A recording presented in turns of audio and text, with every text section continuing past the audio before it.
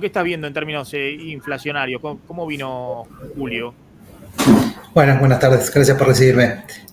A ver, nosotros en julio medimos una inflación de 4,1%, o sea, similar, si querés, a la inflación de mayo, un poco por debajo de la inflación de junio, con una suba de alimentos en torno al 3,9%, que fue un poquito por encima de lo que medimos el mes anterior, y donde estamos acumulando, digamos, en términos inflacionarios, ya casi un 90% a lo largo de todo el año en nuestra medición, ¿no? Es un poco menos, va a ser la del INDEC. Así que nada, estamos viendo que se están acomodando los precios por ahí. En agosto estamos previendo que probablemente nuevamente la inflación siga manteniéndose ahí, a pesar de que el Si gobierno vos ves una inflación espera estabilizada mayor. alrededor del 4. Por ahora sí, o sea, teniendo en cuenta que el gobierno está, si crees, todo lo que eran los precios de ajuste de los precios relativos, los está intentando posponer o hacer un menor ajuste de lo que tenían previsto. O sea, el combustible va por detrás, luz y gas, todo lo que habían prometido va por detrás, transporte, Sí. que creo que es el que hoy está más desacomodado, va bien por detrás. En ese contexto, creo que la apuesta del gobierno es eso, es bajar el dólar financiero, no dar aumentos en los regulados e intentar contener los precios para llegar a la promesa que hizo el gobierno esta semana, ¿no? Ahora, vos ves, decís alimentos está en el 4%, un poquito menos, pero Caputo dice vamos a ir a 1% de inflación en septiembre. ¿A qué se puede referir? Yo entiendo que él quiere referirse a lo que sería la inflación núcleo, ¿no? Suspender cualquier otro aumento y ir, digamos, dado que digamos, los precios ya, lo que ves es que los precios de los bienes vienen yendo en torno al 2% o incluso por debajo, bueno, intentar conseguir ese número del 1%. Yo la verdad que no sé cómo lo va a lograr y además hay una gran cuestión ahí. No sé qué está previendo él para los salarios, digo, porque ya el aumento de todo el ajuste de los bienes ya lo hiciste, incluso ha bajado. El tema son los salarios, los servicios. O sea, un salario es un servicio.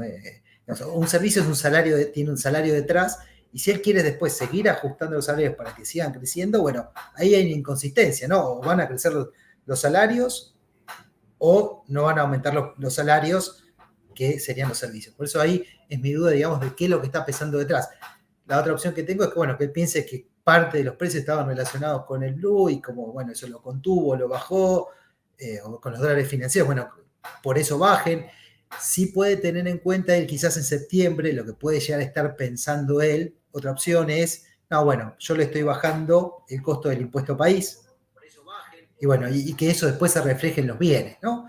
Pero bueno, la verdad es que ver bajas de bienes, de precios de los bienes, en algún producto puede ser, pero yo no creo que, digamos, puede ser a nivel mayorista, puede ser que la terminal, no sé, un gran importador te baje el precio porque baja el precio de costo de importación.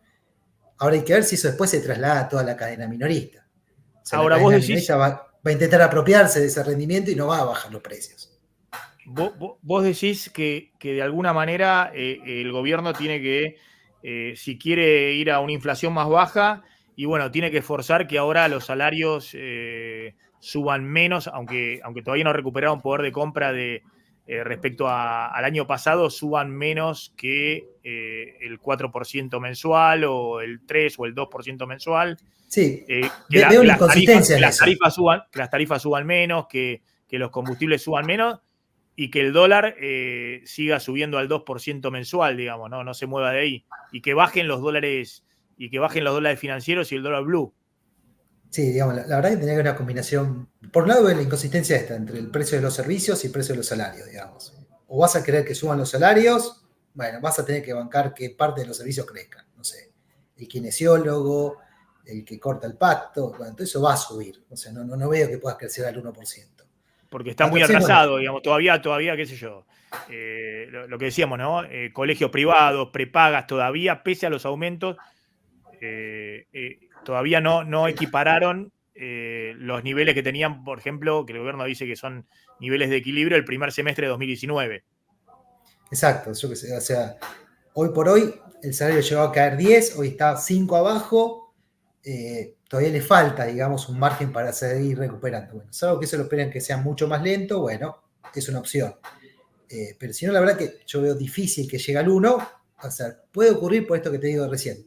No, que de repente la baja del impuesto país de 10 puntos en los precios de los bienes importados, eso te ayude a reducir los precios. El problema es que yo no veo hoy, no veo ningún, puede ser como un supermercado, pero digamos en el comercio minorista, que es donde uno compra en general a lo largo de todo el país, yo dudo que alguien quiera, porque le bajaron el precio el proveedor, bajar el precio al consumidor. Eso yo la verdad Ahora, que no lo veo tan tengo así. una pregunta respecto a los aumentos ahora de agosto, ¿no? Tenemos aumentos de luz, gas del 4%, aumentos de agua del 5%, es decir, son aumentos menores a los que se habían previsto desde marzo, es decir, en julio no habían aumentado. Después tenés aumento de combustible de solo el 3%, es decir, no, hay ahí un aumento mínimo con el tema de la suba del 2% del dólar y 1% del impuesto. El impuesto ese habían dicho que lo iban a descongelar y las subas tenían que ser mucho mayores. Es decir, el gobierno está tratando de acomodar los números de lo que puede regular, de los precios que puede regular. Vos ves que, pero bueno, y ojo, me dicen con el tema del precio de la carne, ¿no? Que muestra la última semana algún aumento. El tema del precio de la carne que había estado totalmente planchado los últimos 7 meses. Pero vos ves que eso, más la recesión, digamos que el bolsillo hoy se destina más para pagar tarifas públicas que antes y menos para, no sé, para alimentos o para textiles, para otros gastos.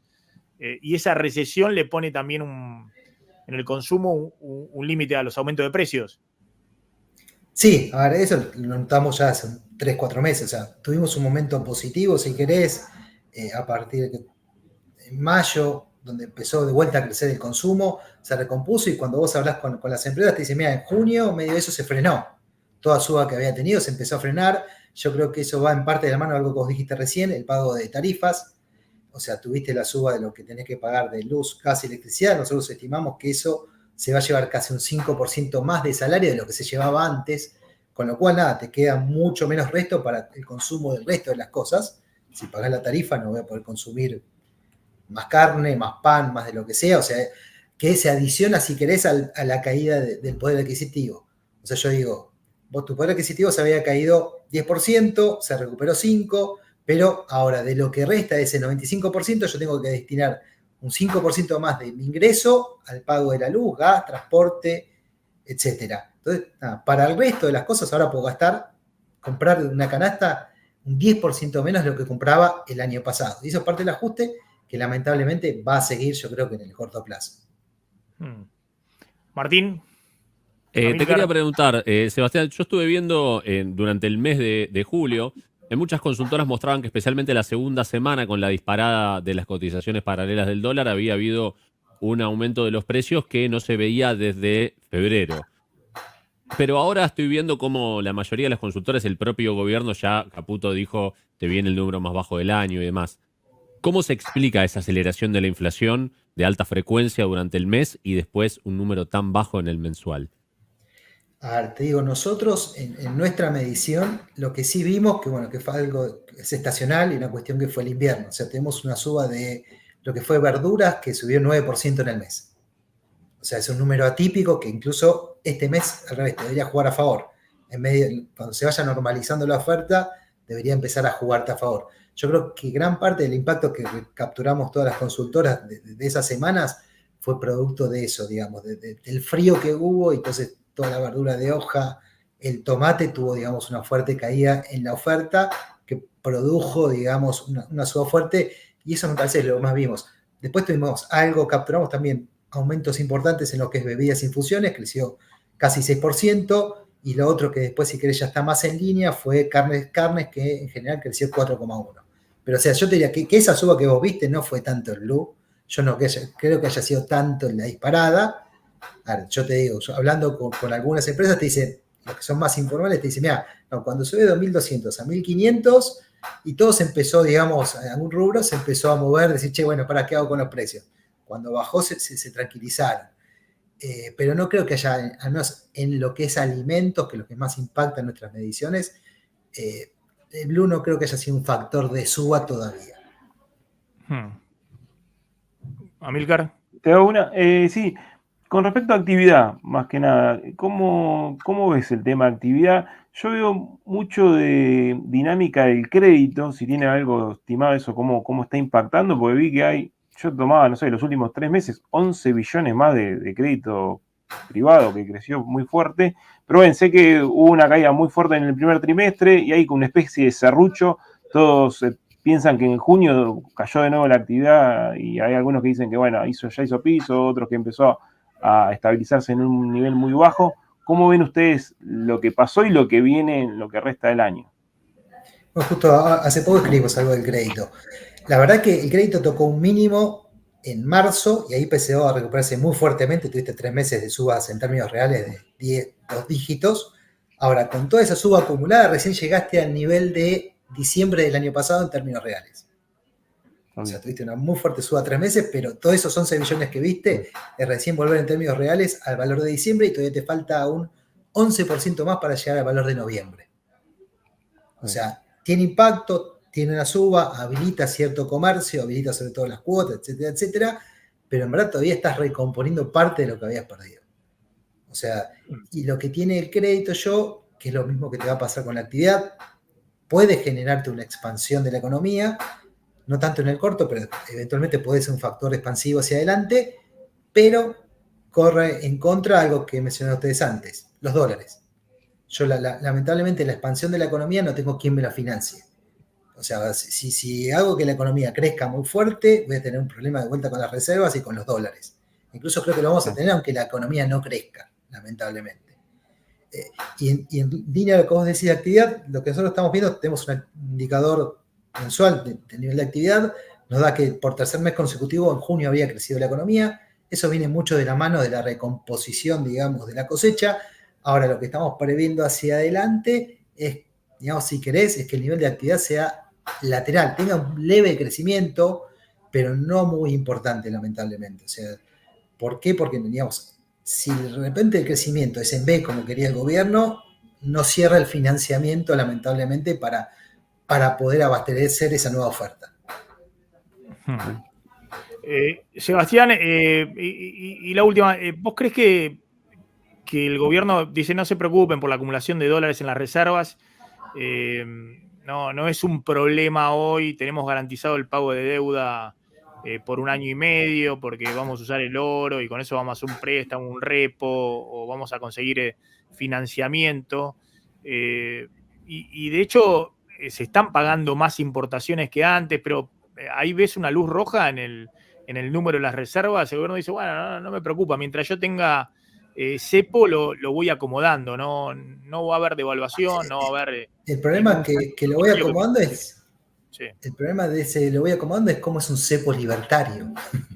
¿Cepo libertario? Si de repente, ¿y cómo sería un cepo libertario? Digo, porque si de repente se acomoda la actividad, te empiezan a demandar los dólares, ¿qué van a hacer? Digo, hoy vos ya lo dijiste, son 6.500 millones de dólares negativos las reservas netas. De intervención le deben quedar 1.500, 1.600 millones de dólares más negativos.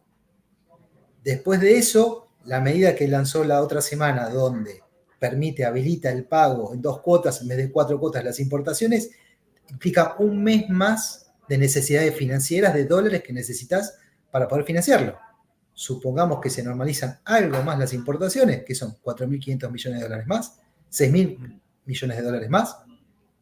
Entonces, cuando uno empieza a hacer las cuentas, después si querés sumemos los vencimientos de enero, ponerle que el capital lo consigamos de otra manera, pongamos solamente los intereses. Bueno, va sumando todo y termino, yo si hago las cuentas así, yo suponía que en el MULC, este segundo semestre, antes de todas estas medidas, manteniendo el blend, manteniendo el crawling, ibas a obtener 2.000 millones de dólares en el MULC privado, ¿no? Después había que netear los pagos.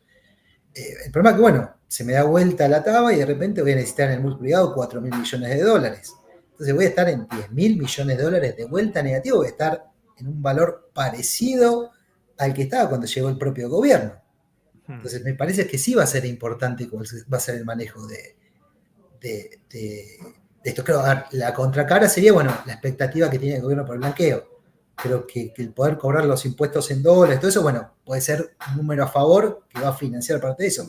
Pero para lograr que salga todo bien, estamos necesitando que alguien de manera externa nos financie y en el corto plazo, sea blanqueo, sea parte de la RIGI y eventualmente sea Trump.